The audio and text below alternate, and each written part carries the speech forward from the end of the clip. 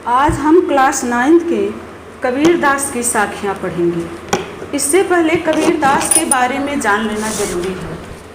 कबीरदास भक्तिकालीन निर्गुण शाखा के कवि माने जाते हैं।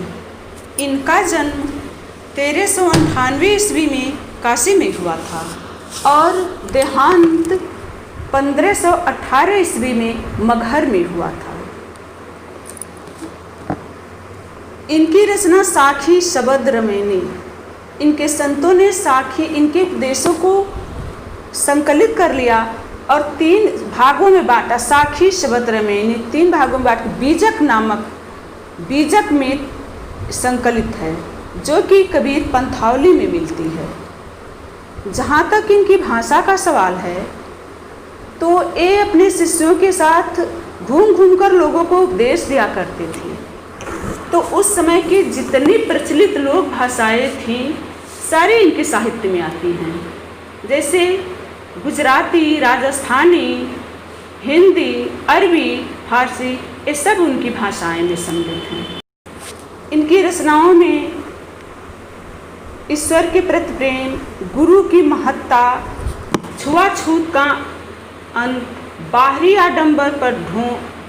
आडंबरों ढोंग पर एक करारा चोट और सच्चे संत के क्या लक्षण है, सच्चे गुरु की क्या महिमा है, संत के क्या लक्षण है आदि आते हैं।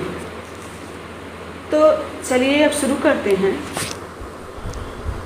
मान सरोवर सुभग जल हंसा केल कराल, मुक्ता फल मुक्ता चुने अब उड़ी अनंत न जाए। पहले कठिन शब्दों का अर्थ लिख लीजिए। मान सरोवर का मतलब हुआ यहाँ हृदय, मन रूपी सरोवर यानी हृदय। मान सरोवर का मतलब हृदय, सुभर मतलब अच्छी तरह से भरा हुआ, जल सुभर जल मतलब भक्ति का जल, भक्ति का भाव। हंसा मतलब हुआ जीव, जीवात्मा। केल करण मतलब क्रीड़ा करना। मुक्ता फल, मुक्ति का फल, मुक्ता मुक्त हुआ जीव, मुक्ता उसको कहते हैं। उड़ी अनंत न जाए, अनंत न जाए मतलब अन्यत्र, अन्य कहीं नहीं जाना। अनंत मतलब अन्यत्र, अन्य कहीं। चलिए, मान सरोवर सुभग जल हंसा केल कराल, मुक्ता फल मुक्ता चुंगे अब उड़ी अनंत न जाए। मन रूपी सरोवर में यानी हृदय में भक्ति का जल भरा हुआ है। मन रूपी सरोवर में यानी हृदय में भक्ति का भाव भरा हुआ है, भक्ति का जल भरा हुआ है। हंसा केल कराल, जीव उसमें क्रीड़ा कर रहा है। हंसा मतलब यहाँ जीव हुआ, जीव उसमें क्रीड़ा कर रहा है यानी खुश हो रहा है। उसी भक्ति में वो खुश हो रहा है। हृदय के भीतर जो भक्ति है, जीव उसमें खुश हो रहा है, क्रीड़ा कर रहा है। मुक्ता फल मुक्ता चुने अबूढ़ी अनंत न जाए। मुक्ता चुने सांसारिक मोह माया काम वासना से मुक्त, वह मुक्ता मुक्ति का फल चूम रहा है यानी आनंद का, भक्ति का आनंद उसे मिल रहा है, भक्ति का आनंद ले रहा है। अबूढ़ी अनंत न जाए, अब उसको कहीं अन्यत्र उठ के जाने की जरूरत नहीं है, क्योंकि उसे मुक्ति का फल मिल गया, उसे भक्ति का आनंद मिला। जान रहा है भक्ति, भगवान की भक्ति से ही मुक्ति मिलेगी, तो वो आनंद उसको मिल गया है, वो भक्ति का आनंद ले रहा है। अब उसको उस मुक्ता को, काम वासना से मुक्त उस मुक्ता को अब अन्य कहीं उड़ के जाने की जरूरत नहीं है। इसमें कबीर ने आत्मज्ञान पर बल दिया है।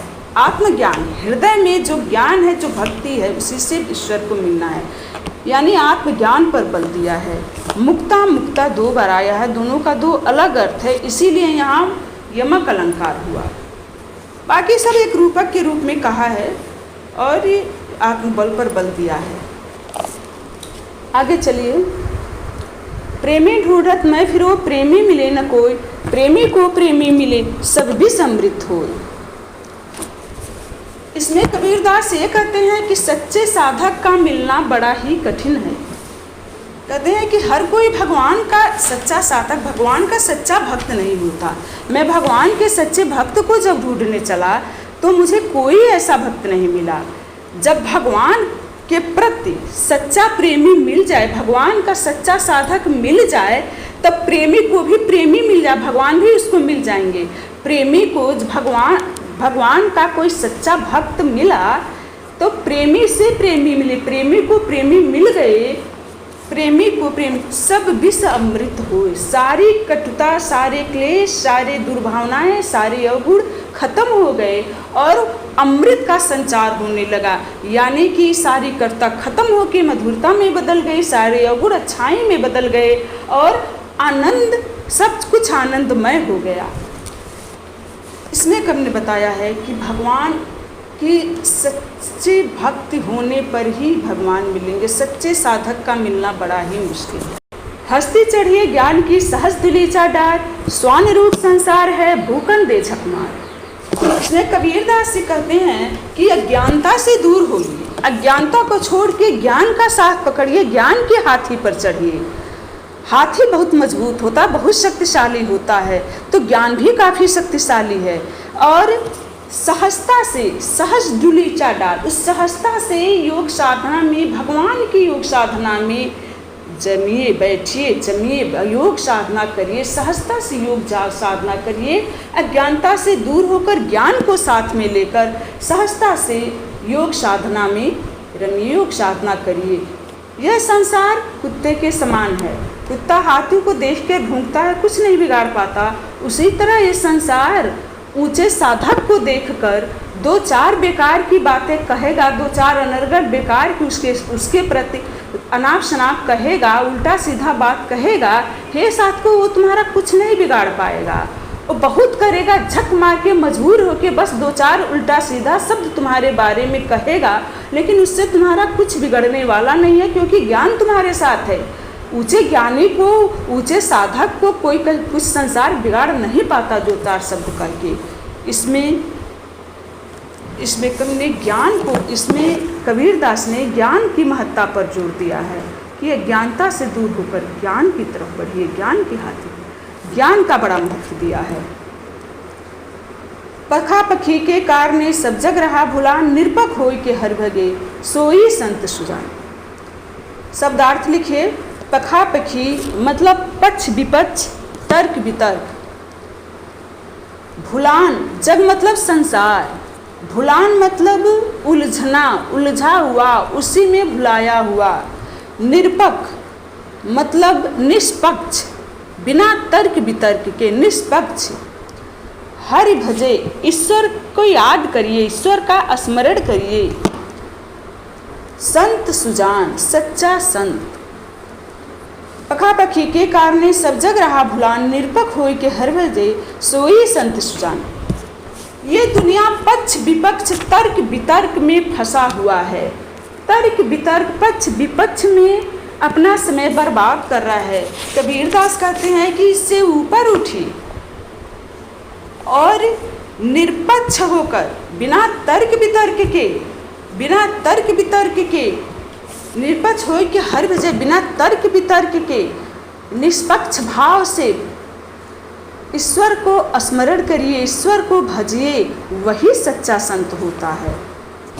हिंदू मुआ राम कर मुसलमान खुदाए, का कबीर सो जीवता जो दो के निकट न जाए। हिंदू राम कहते कहते रह गए, राम और मुसलमान खुदा कहते कहते रह गए। वह राम हुआ, ईश्वर को पाने के लिए वो राम राम कहे, वो खुदा खुदा कहा, लेकिन इससे ईश्वर मिलने वाले नहीं हैं। इससे ईश्वर मिलने वाले नहीं हैं। कबीरदास कहते हैं कि वही जीव अच्छा है, भगवान का भक्त तो वही जीव अच्छा है, भगवान का भक्त तो वही जीव है जो राम और रहीम, हिंदू मुआ राम कर मुसलमान खुदा, राम और खुदा से ऊपर उठकर, इस संकीर्ण मानसिकता से ऊपर उठकर, इन संकीर्णताओं से ऊपर उठकर, राम रहीम से ऊपर उठकर सिर्फ भगवान को याद करे, इससे ऊपर भगवान को याद करे, तब वही अच्छा भक्त है। वही कहे कबीर सो जीवता, वही जीव अच्छा है जो कि राम रहीम, खुद राम और खुदा से ऊपर उठकर, कोई राम राम कहते कहते समय गंवा दे रहा है, कोई खुदा खुदा, ये धर्म नहीं हुआ, ये तो धार्मिक कट्टरता हुई। ये धार्मिक कट्टरता हुई, इससे समाज में विद्वेष फैलता है। और कबीरदास बहुत बड़े समाज सुधारक थे। तो ये धार्मिक कट्टरता से ऊपर उठ के सच्चे मन से भगवान को स्मरण करिए, वही सच्चा संत होता है, वही अच्छा जीव है। कावा फिर काशी भया, कावा फिर काशी भया, रामय भया रहीम, मोट चून में दाब हुआ, बैठ कबीरा जी। कावा फिर काशी हुआ रामय। कबीरदास कहते हैं कि जब राम और खुदा से ऊपर उठे, जब हम मानसिक संकीर्णताओं से दूर होकर, जब हम संकीर्णताओं से ऊपर उठकर सच्चे मन से राम का स्मरण करेंगे, भगवान को सुमिरेंगे, तो कावा जो कि मुसलमानों का पवित्र स्थान है, वो काशी जैसे हमको पवित्र लगने लगेगा और काशी कावा जैसे होने लगेगा। यानी सामाजिक विद्वेषता खत्म हो जाएगी। जब हम इस धार्मिक कट्टरता से ऊपर उठेंगे तो जो सामाजिक विद्वेषता है वो खत्म हो जाएगी। कावा काशी के समान पवित्र लगने लगेगा और राम रहीम जैसे, राम में रहीम दिखेगा, रहीम में राम दिखेगा। काशी में कावा हमको लगने लगेगा, काशी में कावा दिखेगा और कावा काशी के समान पवित्र हो जाएगा। राम में हमको रहीम दिखने लगेगा।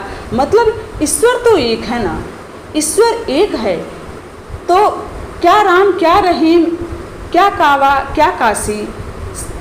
जब हम इन सबों से ऊपर उठकर ईश्वर को एक मांगेंगे तो ये सब धर्म, कावा भी हमको पवित्र लगने लगेगा, रहीम में भी हमको राम के दर्शन मिलेंगे। सामाजिक विद्वेषता खत्म हो जाएगी। मोट चून में दाव हुआ, बैठ कबीरा चून। जो मोट चून मतलब मोटा आटा, और मोटा आटा जब कर दिया जाता है तो मैदा जैसे हो जाता है, मैदा बन जाता है। तो मोटा आटा मैदा जैसे नहीं लगने, यानी कि जो सामाजिक कट्टरता खत्म हुई। तो जो धार्मिक अनर्गल बातें हमको लगती थी, धर्म की जो बातें हमको अनर्गल लगती थी, बेकार लगती थी, धर्म की जो बातें हमें खटकती थी, वो चीज़ अब हमको प्रिय लगने लगी। वो चीज़ खटकना खत्म हो। जो बातें धर्म की, जब जो बातें खटकती हैं, जब हमारी सामाजिक विद्वेषता, धार्मिक विद्वेषता खत्म हो जाती है तो वही चीज़, खटकने वाली चीज़ हमको अच्छी लगने लगती है। मोट चून मैदा हुआ, वही जो चीज़ खटकती थी, जो मोट लगती थी, वो मैदा हुआ, यानी वो अच्छी लगने लगी, ग्रहणशील लगने लगी, ग्रहणीय लगने लगी। और कबीरदास कहते बैठ कबीरा जी। अब कबीरदास अब उसका आनंद, बैठ कबीरा जी, दोनों का आनंद ले रहा है। जो कि सामाजिक विद्वेषता खत्म हो गई, अपनेपन की भावना आ गई, तो वही मोटा आटा अब मैदा के समान, यानी सामाजिक कट्टरता खत्म हो गई। तो वह राम में रहीम के दर्शन हुए, रहीम में राम के दर्शन हुए, कावा काशी के समान पवित्र हो गया और दोनों चीज़ एक ही चीज़ लगने लगा। और कबीरदास उसका आनंद ले रहे हैं, बैठ कबीरा जी। कबीरदास उस दोनों का स्वाद ले रहे हैं, दोनों का आनंद ले रहे हैं। इसमें, इस साखी में कबीरदास ने हिंदू और मुसलमान से ऊपर उठकर, धार्मिक कट्टरता से ऊपर उठकर, धार्मिक विद्वेषता, धार्मिक जो द्वेषता है सामाजिक, इससे ऊपर उठने की बात कही है। संकीर्णता को त्याग के उससे ऊपर उठिए, भगवान को सच्चे मन से सुनिए। ऊंचे कुल का जन्मिया, जो करनी ऊंच न होए, सुबरन कलश सूरा भरा, साधु निंदा होए।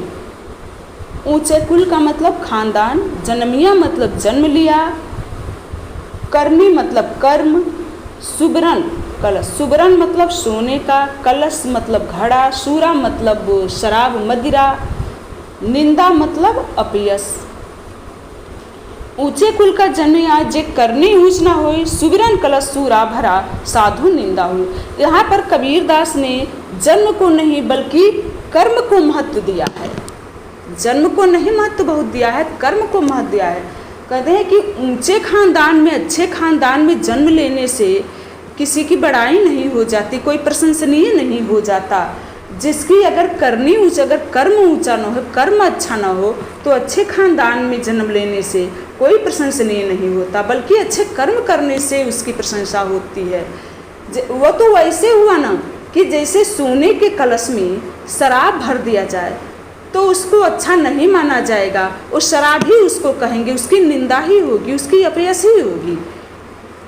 तो इस वजह से ही ऊंचे खानदान में जन्म लेने से अच्छाई नहीं मिलती। वो तो कर्म करने से आदमी पूजनीय होता है, आदमी का महत्व बढ़ता है, आदमी प्रशंसनीय होता है।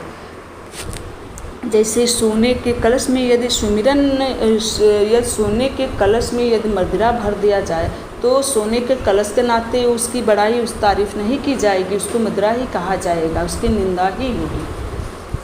इसमें कबीरदास ने कर्म पर बल दिया है, जन्म पर नहीं बल्कि कर्म पर मार दिया है। समझ में आया?